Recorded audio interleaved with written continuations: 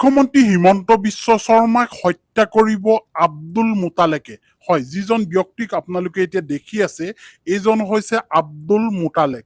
আৰু এই আব্দুলে ফেচবুকত এটা কমেন্ট কৰিছে যে মোক যদি 1 কোটি টকা কোনোবাই দিয়ে তেনেহলে মই ডক্টৰ হিমন্ত বিশ্ব শৰ্মাক অৰ্থাৎ অসমৰ মুখ্যমন্ত্ৰীজনক মই হত্যা কৰিম, এনেকৈ তেওঁ আচলতে ফেচবুকৰ পোষ্টত লিখিছে। আৰু এতিয়া ইয়াকে লৈ তোলপাৰ হৈছে।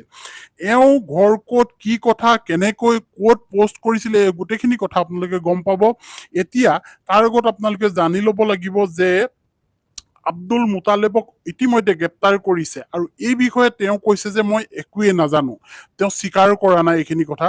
তেখেতে স্বীকাৰ কৰিব কেনেকৈ, তেখেতে নিজৰ একাউণ্টটো নিজে নচলাও বুলি কৈছে। তেওঁ বৰ পঢ়া শুনা নহয়, তেখেতে ভাষ্য প্ৰদান কৰিছে। কিন্তু এই স্বাধীনতা দিৱসৰ সময়ত, হয় ৮০তম স্বাধীনতা দিৱসৰ এই আজি শুভ দিনটোত, ভাৰতবাসীৰ কাৰণে, অসমবাসীৰ কাৰণে শুভ দিনটোত এনেকুৱা ধৰণৰ এটা অপ্ৰীতিকৰ পৰিস্থিতি আৰু পৰিৱেশৰ সৃষ্টি কৰিছে এই আব্দুল মুতালেবে। এতিয়া আব্দুল মুতালেবক ইতিমধ্যে আৰক্ষীয়ে গ্ৰেপ্তাৰ কৰিছে। গ্ৰেপ্তাৰ কৰি সোধপোছ কৰি আছে আৰু মাৰাথান জেৰা চলাইছে।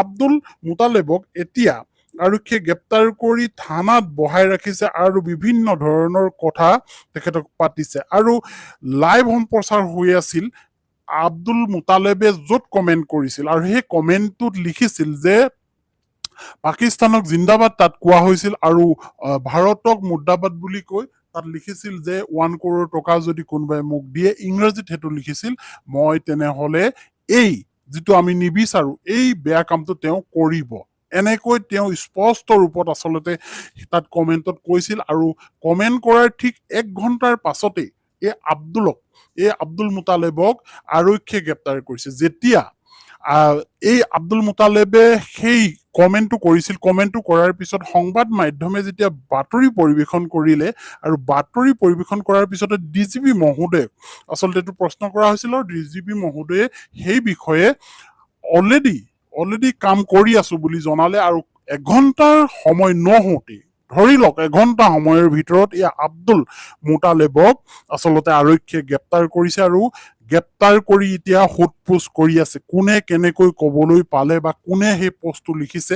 আৰু তাৰ বিপৰীতে মুখ্যমন্ত্ৰীগৰাকীক সাংবাদিকে সোধোতে মুখ্যমন্ত্ৰীগৰাকীয়ে সেই খবৰটো নাপায়, মই খবৰ ল'ম বুলিহে তেওঁ জনালে। কিন্তু আব্দুল মুতালেবে 1 ঘণ্টাৰ আগত কমেন্ট কৰাৰ পিছত যেতিয়া নিউজ হ'ল তেতিয়া আব্দুল মুতালেবে ছচিয়েল মিডিয়াত আহি জনাইছিল যে মোৰ একাউণ্ট সেইটো নহয় আৰু মই নাজানো, মই এতিয়া নিউজ পাই থানালৈ গৈ আছো বুলি তেওঁ কৈছে। মই এজন দৰ্জীহে, হয় বৃত্তিত মই এজন দৰ্জী, গতিকে মই এইবোৰ ইমান পঢ়া লিখা নাজানো, গতিকে মই এতিয়া থানালৈ গৈ আছো। আৰু যিজন দোষী তেওঁক অলৰেডি শাস্তি দিব লাগিব এই কথাটো তেওঁ দাবী কৰে। কিন্তু বৰ্তমান সময়ত সন্দেহৰ চকুত আচলতে সোমাই পৰিছে এই আব্দুল মুতালেব, আৰু আব্দুল মুতালেবক বৰ্তমান সময়ত জেৰা কৰি আছে।